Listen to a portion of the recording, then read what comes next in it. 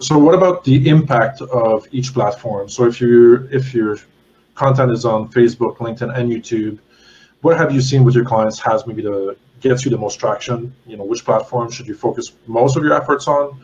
Maybe depending on what kind of content it is or what your industry is.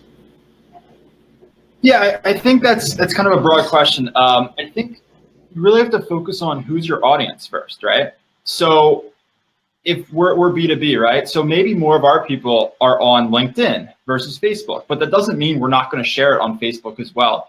We're really a big proponent on sharing it on as many platforms as possible because there's always a different audience on either one. Some might like your content a bit more on certain platforms than others. So for example, on LinkedIn, you're probably not going to be liking or sharing or commenting on anything too comedic, for example.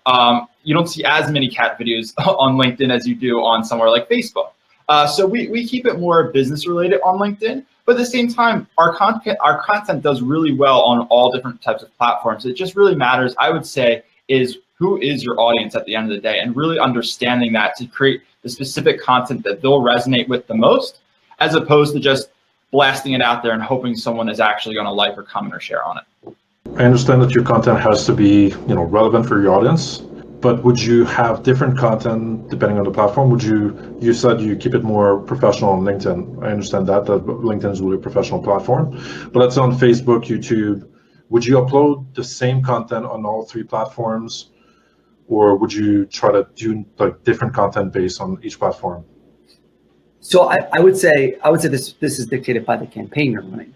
So I'll give you a practical example. We're running a campaign right now for a hotel chain, and the way we're displaying the video is on Facebook.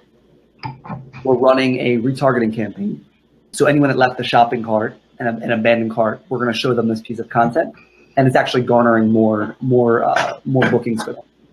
Another example is, that same piece of content is getting chunked up and shown on Instagram.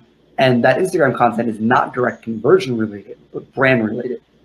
Then the same, back to Facebook again, we're showing that same exact piece of content to anyone who has stayed in the hotel in the past to garner some shares and some earned media through Facebook. So we're running a whole nother campaign that's different from retargeting on Facebook. Then on YouTube, we're running it primarily as a search play. So we've optimized their video for, if you were to search for that hotel chain on YouTube, on Facebook, or not on Facebook, on Google or on YouTube, they're going to be the first ones to pop up. So you're seeing that. We're also taking that same YouTube link and running it on their actual website. So when you're on their website and you're in the booking process, you can then watch the video.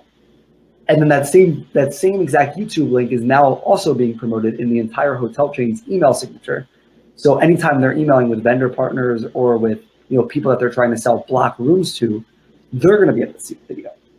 So at the end of the day, the whole strategy, that's kind of one example, but it's not just about creating your video. You also have to have a pretty extensive distribution strategy and understand how you're using each of the platforms to do your video and to spread your video.